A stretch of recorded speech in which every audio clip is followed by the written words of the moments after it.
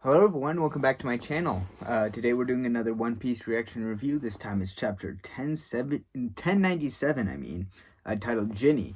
Now, I was just about to, thinking, I wonder if we're going to be in Kuma's flashback still, but based on the title of this chapter, I would assume so. I was still in Kuma's flashback. And actually, I was just looking at this cover, the cover request by Takashi. Kuma catching a salmon in the river, and it looks like a younger Kuma, and someone in the foreground, which I would assume might be Ginny. Um, that's just what makes sense to me. But it's kind of interesting that Oda specifically chose this one. I don't know if that necessarily means this is around the age that we're gonna see Kuma. Maybe like I don't know, just from this age, I wonder if that's probably about when why can't I think of her Bonnie, when Bonnie was born, or maybe this is a bit before Bonnie was born. But I don't know, maybe the chapter is not focused on that at all, so I guess we'll see. Oh, okay, right into it. 8 years after the God Valley incident, so that was still 30 years ago. So yeah, we're still in Kuma's flashback, and it's about the age that he looks in the cover request. Someone's saying, "Please help me, Kumachi. I've been coming here since your pa was around." What? Since your pa was around, it came as a nasty shock when all you went and disappeared on us. Kingdom of Sorbet softly. Okay. I sort of forgot that they were in Sorbet. I was kind of thinking, for a reason, I was thinking that wherever they came from got completely destroyed. But no, they're back at Sorbet, which is where Kuma came from. But it's comforting to know you grew into such a sweet boy. Parents did a great job. I'm sure they're so proud of you becoming a bona fide clergyman. Pastor Bartholomew Kuma. Okay, yeah, so he's working at the church, and it looks like he's using his paw powers to, remove people's pain and such. So that's pretty cool. There are hardly any youngins left in this country these days. It's no wonder we're getting poorer and poorer. What a relief. I feel so much better. Bless you. Me next. My hips are killing me. Yeah. So yeah, it looks like there's just a lot of older people in this village, not a lot of young people, as she said, and they're all just coming to Kuma to help relieve their joint pains. We can't thank you enough. God bless your miracle hands. Can't you do this on weekdays too? Fat chance, Sundays only. And this is Ginny here. Yeah, Ginny, 21 years old. Where do you freeloading old bags get off asking for even more help? Haha, we've got the attention of little Miss Cheapskate. Quit flapping your guns. This isn't a nursing home. I tell you to wash your mouth out if you weren't such a cutie pie. I heard there's no end to the number of suitors that come knocking on her door. Yeah, so even though she seems mad at them, they all seem pretty just cheerful around her. They're not taking her too seriously. None of them have a chance with Kumachi here. Just looking into that calm face of his is enough to comfort anyone. You're too kind. You're the one who's too kind. To tell the truth, we'd love to donate and support our Kumachi, but we've all been struggling just to meet the celestial tribute recently. I'm sure you've heard about our new king, right? They say King Bekori is a cold-hearted monster. He's bent on paying the tribute, but he doesn't care about whether us old farts are too sick to contribute. If we can't, they'll lock us up. He's the worst. The other day, an acquaintance of mine ended up starving to death in their cell. Can you believe that? So this is interesting, because I know Kuma, they end up calling him Kuma the Tyrant, and they talk about how he was such a cruel king. So I'm wondering if they're gonna, like, I don't know, does Kuma become the king of this village? I would this kingdom of Sorbet. I would assume so. That's what makes sense. But then, like, I'm guessing maybe they pass off all the terrible things he's done, and act like Kuma did it. And so maybe that's how that works. Or they just say he's terrible anyway, because the world government has enough power to manipulate information that they'd be able to do that anyways. That miserly king of ours won't even feed his prisoners. He's even more of a cheapskate than you, Ginny. Yeah, he's happy to bend over backwards for the celestial dragons. Yeah, so it sounds like he's just sucking up to the celestial dragons, and he just cares about staying in power. If we don't stay in good health, we're going to get killed. And Kuma says, I can get rid of any pain or mild illness you need me to. So please visit me every week. Thanks so much, Kumachi. Okay, and they leave, and I guess that's the huge ball of pain that he collected from them. Oh, what? And he takes it all in it. So is he not able to just leave it there? And he's doing this every single week? I guess that's why Ginny was so like adamant about them not coming so often, because Kuma has to take it every single time. Yeah, and he's screaming out in pain. And yeah, Ginny's just crying. That's terrible. Every single week he has to go through this. Man, why? Kuma just has to be the best guy ever. And yet, this is how he turned out in the future, without his personality or emotions. Obviously, for some good cause. Ginny says they have no idea you're taking on any of they have no idea you're taking on any of their pain, Kumachi. You keep doing this week after week. Kuma says it can't be helped. If someone doesn't shoulder their burdens, that pain and suffering of theirs won't just disappear. Okay, so I guess it would just go back to them if he doesn't take it in. It'll be left to fester, returning to haunt them again and again. More than anything, I'm just glad I can do something to help them feel happier. I'm sorry for putting you through this, though. I'll get tougher so you won't have to worry. It's not the point. It looks like, yeah, Ginny nurses him back to health every single time. Yeah, he just gets in a terrible condition every time, because I guess they're coming for him for, like, all sorts of things. Even if it's just minor things, like if, 10 people come in with a cold, he's going to have a terrible sickness. If a bunch come in with just simple joint pains, he's going to be, like, practically bedridden, which it looks like he kind of is here. Let's see, that's not the point. Hey, we've got a little food as thanks today. Let's eat up. Woohoo, dinner. And they're just happy as can be, I guess. 25 years ago, when Kuma... Okay, I was trying to figure... 25 years ago from present day, not from right here. I was getting confused there because it said when Kuma was 22. So, okay, yeah, 25 years ago. So this is 5 years later. And Ginny says, hey, Kumachi, let's get married. And Kuma's like, huh? We can't.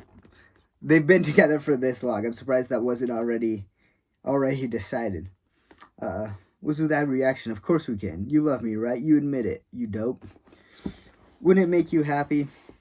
I'm sure it would, but the thing is, he's having a flashback. Just take me. I'm the one with the Buccaneer blood.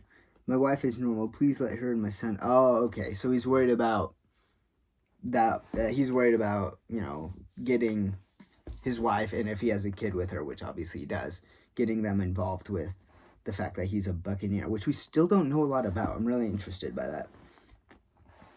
I don't want to make... he's just thinking to himself, I don't want to make you unhappy. Let's see. He's reading a newspaper. Look at this. It's another article about those freedom fighters. They finally issued wanted posters for them. Oh, are we going to see wanted posters? That'd be pretty interesting. Even if it's just, these first bounties that they get. And this is when they're still called freedom fighters, so it's pretty early on. After they incited riots in several countries, Dragon, he's so cool. He's like a hero. One day I want to head out to sea and dedicate my life to saving people too. And more people are knocking on the door. Hello, is anyone home? Ginny, our sweet moose. We have a massive haul today. Please help yourself. I guess these are all the other men trying to get Ginny to marry them or have a relationship with them. Kuma just says, thanks so much, Mr. Fishmonger. Ouch. She throws a basket at him. Idiot. I guess maybe she just doesn't want to accept anything from them. That could be it. I was just thinking, I mean, she would seem happy for food nonetheless. It seemed like she was similar to Bonnie that way, but I guess she probably wouldn't want to accept food from these guys. And the fact that Kuma's just okay with it is also makes her a bit mad. Then 22 years ago, something major happened. So another 3-year time skip. The people you've kidnapped, let them go. Okay, what's going on here? Are these pirates here? Save us, Kumachi. What are you yelling about, you big elf? Are you trying to pick a fight with the royal army? That's treason, you know. Oh, okay, so it's the royal army, and they're taking people, like, all these old people hostages. Castletown, the kingdom of Sorbet, when Kuma was 25. He's apparently a pastor from some church in the southern province. Hey, pastor, didn't you hear about the new law? We're allowed to do whatever we want to use southerners. You're planning on enslaving them? I won't let this pass. It uses his pawpaw fruit to blast them all away. That's whack. They're just like, I guess the southern part sounds like is maybe the poorest part, but they're like, yeah, just enslave them all just cause, or just do whatever you want to them. This is some guy talking to the king. My liege, this new policy, the people might find it hard to swallow. It is of no consequence. They'll soon grow accustomed to their new status before long. It won't bother them. They'll all come to see the Southerners for the vermin they are. Why is he so... I mean, like, I know it seems like they're the poor people, but, like, they don't seem like they're doing too much. They're not, like, actively rebelling against him or anything. From this day forward, the borders of Sorbet shall stop at the edge of the northern province. The amount of celestial tribute is decided by the country's population, you see. We'll no longer be weighed down by the old fossils in the south. We must cut out this cancer so the fittest of the glorious nation can thrive. Okay, so, I mean, he pretty much said it right there, but, you know, cut them off, we don't have to pay as much tribute. And those people, you know, if they cut them off from the kingdom, they're no longer protected by the world government or anything. And if you're not part of the world government, you're pretty much treated like less than nothing. You're like nothing to the celestial dragons or anything. In jail. Okay, so I guess they did get a hold of everyone. And Kuma's pretty badly beaten. I guess everyone's pretty badly beaten up. Tell me, what made them arrest you too? And Ginny says, we raised trying to get them to free you, Kumachi. But they gave us a thrashing in the end. Okay, we got a big pan. I did see some characters right there. I'll keep reading though. Kuma says, Ginny, this country is on the brink of becoming a cesspool of bigotry and hate. And she says, King Bekori is a celestial dragon puppet. This new policy was given to him from on high. If you plan on starting a rebellion, you'll be signing up to fight the world government as well. Wow, who are these guys? There's an explosion. Your Majesty, we must flee. Oh, and yeah, we see their silhouettes. That's clearly Ivan and Dragon right there. If we would let you escape, this is what you get. You want to be celestial dragon? You make me sick. That's Dragon right there. The king's been overthrown. His slavery laws are no more. Thank goodness. I hated what this country was becoming. And so this mysterious band saved the kingdom of Sorbet from the corruption of the world government. Okay, and this might be where Kuma becomes king. Maybe. We'll see. But I guess let's just see. Yeah, and we get the spread of all the revolutionaries, and Kuma and Ginny are now alongside with them. Let me read this narration. The onset of the Great Pirate Area and the tragedy of O'Hara spurred these freedom fighters to take up arms. Okay, so I don't know if... So, I don't know. It was like 3 years. I thought that said like 25 years ago, though. I don't know. The onset of the Great Pirate Area and the tragedy of O'Hara. Was O'Hara before or after King Roger's execution? I don't remember. I want to say it was like barely after or something. I don't remember. Against the corrupt regiments of the world, starting numerous insurrections. It didn't take long for 2 pillars of this movement to become 3, as Dragon and Ivankov recruited Kuma to their cause. This organization would adopt a new name, one that echoed around the world, the Revolutionary Army. Yeah, and I guess, yeah, so we have Kuma, Dragon, Ivan, Ginny, of course, and then we have, I think these are like the four generals. I don't remember all their names, but I think that might be the crow guy.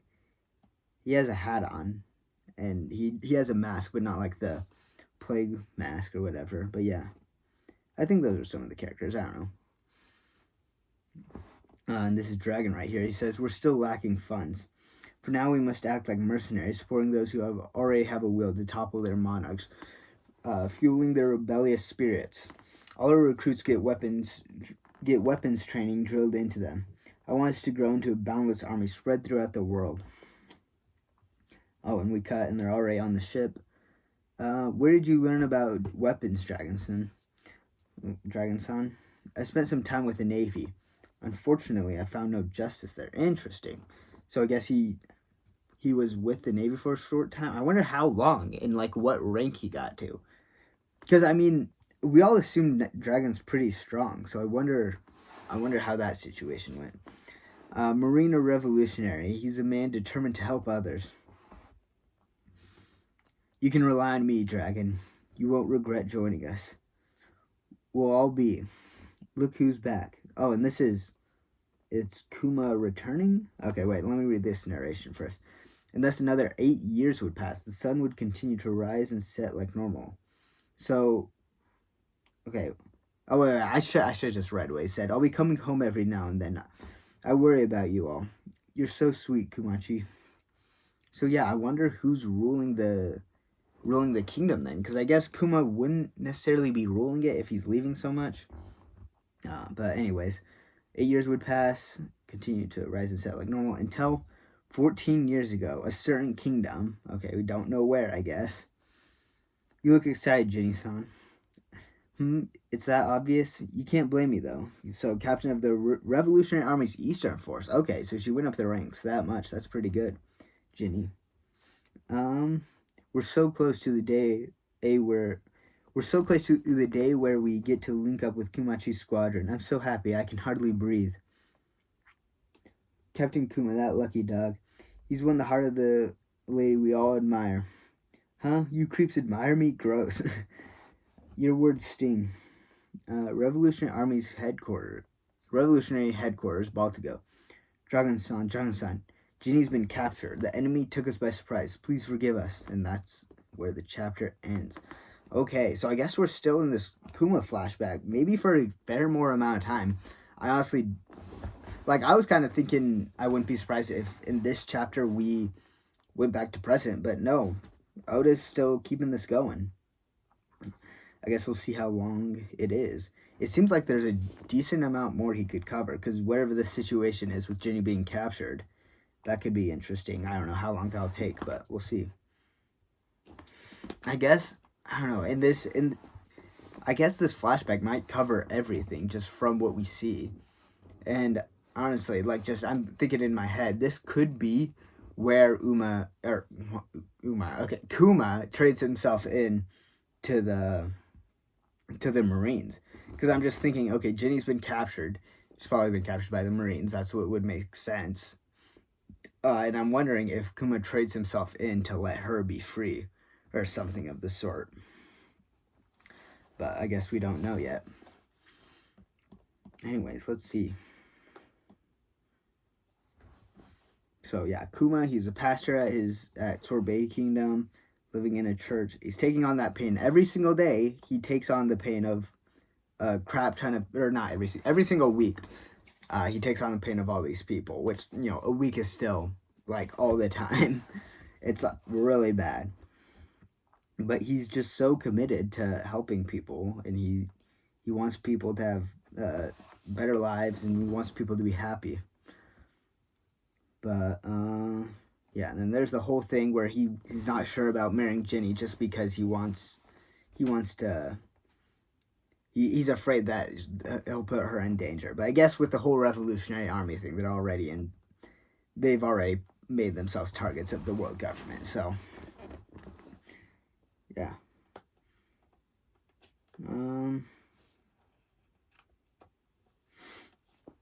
And then obviously the whole thing where the country's divided to lower the celestial tribute, just because, it's based on population, and the king is a terrible guy, and he's just like, well, I don't care about these old people living in the south, we'll just cut them off.